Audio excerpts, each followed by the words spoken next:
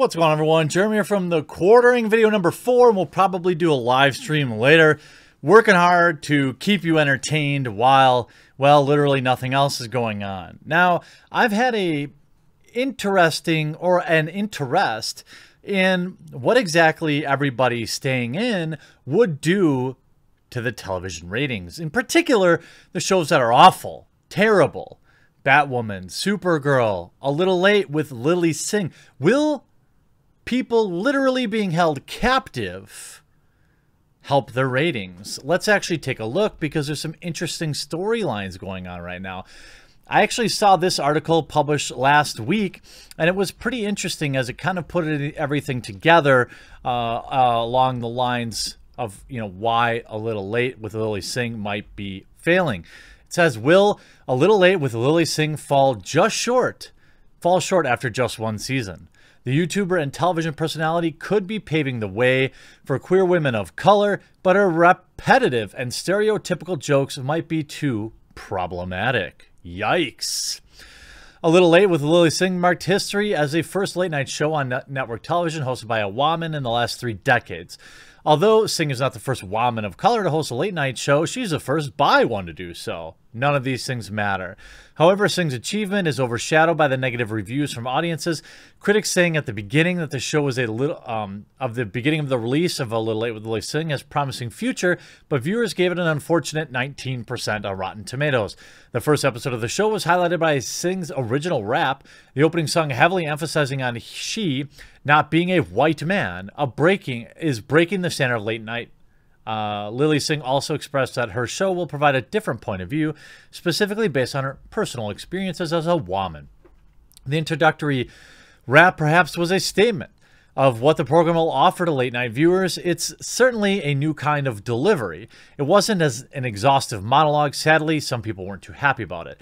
Mackenzie Mack accused Singh of appropriating black culture, or basically committing modern blackface. She listed Singh's rap video as one of the items of appropriation. In addition to that, Singh's use of black scent and cornrows were also problematic.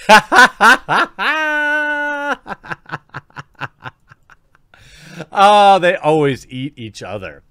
Mac pointed out when the show was when white people like Katy Perry wear cornrows, the public didn't hesitate to call it out. Whereas when it's another person of color appropriating black culture, people don't seem to make it a big deal. Oh, and I believe they should. I 100% agree. It's super problematic. Aside from the alleged cultural appropriation, Singh often makes jokes that single out white people, despite the fact that they make up a large portion of their audience. Obviously, it's not wrong of her to highlight her accomplishments in beating out white men for the job. What reviewers found unfortunate was the way she delivered her message. Impactful punchlines about racial discrimination sometimes became unpleasant and alienating statements. This is all just shocking. Viewers also had an issue with Singh overusing the same topics for her jokes, one of which was pointing out the irony of being a bi-desi woman. Viewers grew bored of the repetitive jokes and sometimes found them grating. Rotten Tomatoes reviewer, absolutely cringeworthy for all people of color, especially for brown people like me. This is most likely because of Singh's tendency to use stereotypical images in her satirical comedy about people of color. The overall audience review for Rotten Tomatoes stated that they were unimpressed by Singh's jokes because they had no punchline or effect on them. Her monologue carried great messages such as female empowerment and queerness in South Asian culture, yet the modes she used to tell these narratives missed more viewers than they hit. The anecdotes can be heartwarming at times, but Singh sure needs more practice in conveying comedy packed with social concerns. That's the problem. See, SJWs aren't funny. They're just not funny. There's no way you can package berating people and comedy.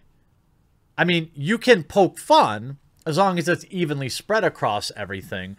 But when you are literally like tutting down and snubbing your nose at people from a position of power, it doesn't really work very often. Other than monologues and stale sketches, Lilly Singh also does interviews and games on her show. Swell Entertainment on her YouTube video commented that these games were not interesting to watch. The games were overly scripted, which created awkward interactions between Singh, her guests, and her audience.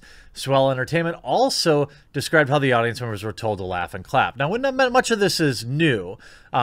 They finished the article with, "A Little Late with Lilly Singh needs to start catering to a wider range of audiences and get a fresh perspective before it's too late." Obviously, Lilly, the reality is, if Lilly were a white man, the network would still be giving her a second chance to renew the program. Maybe. It's possible. Well, let's check on the other programs. How about Batwoman? Let's see how people tuned in this week. Now, we've seen a pretty steady decline from the first week of having 1.86 million viewers all the way down to as low as, I think the all-time low is, what, 674,000? So roughly 70% of the audience had abandoned. But what has being forced to stay at home and have nothing better to do done for Batwoman? Well, this week we saw a 6% increase in ratings. It looks like a literal captive audience may have done a little bit of good for Batwoman. Now, it's going to be interesting to see next week, as now more and more I continue to try and optimism my way out of accepting that we'll be basically forced to stay home for many weeks at this point. I still think it's going to end in early April, but I'm probably wrong. It'll be interesting to see how the captive audience, if they stick around. It's not a huge, massive increase in viewers, 50,000 roughly. You know, when you used to have 1.86 million, that's not really anything to write home about. If we look at Supergirl, did Supergirl see a similar bump? No, it did not. It actually had a viewership drop. Interestingly enough, though, here's the interesting thing when we look at the two shows. So the coveted demographic apparently is 18 to 49. That's what all the advertisers want. They want your money if you're 18 to 49. They actually went up significantly, almost 18%. So a lot of people dropped out, but there were more people 18 to 49 watching it. We also saw Batwoman with a 5% jump from 0.19 to 0.20. Supergirl going from 0.17 to 0.20, almost a 20% jump inside those numbers. Now, it's interesting to me that you know, what people are going to choose to watch. I mean, obviously we can look at video games. We know that being at home right now has led to more people playing video games. In fact, some serious peaks. You know, we saw almost 23 million users here. Looks like 22, just the high 22s. Another peak here of close to 22 million. We could see, you know, this is currently 640,000 people playing CSGO, 300,000 playing Dota. Football Manager 2020. I don't even know what that game is. That's the third most played game on Steam right now. What is this game? Tom Clancy's Grand Theft Auto 5 continues to have 100,000.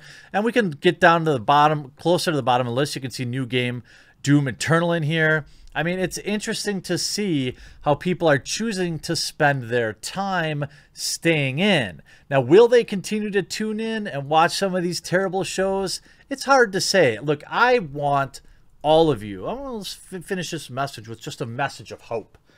I want all of you to enjoy this time because, well, you don't have any other option. I mean, the option is we could take this kicking and screaming, or we can try to enjoy it a little bit.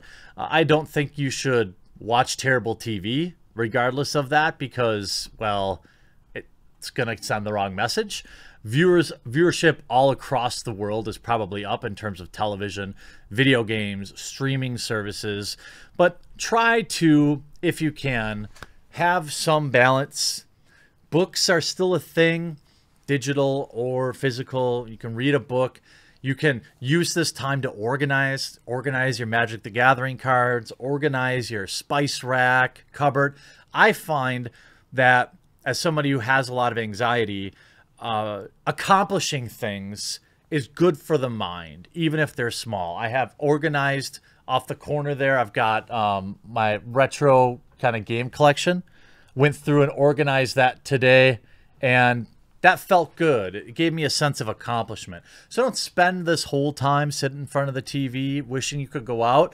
Spend some time doing some things, organizing some things. Make the best use of this time because, heck, we've got no other choice. Hope you enjoyed this video. We'll talk to you again real soon.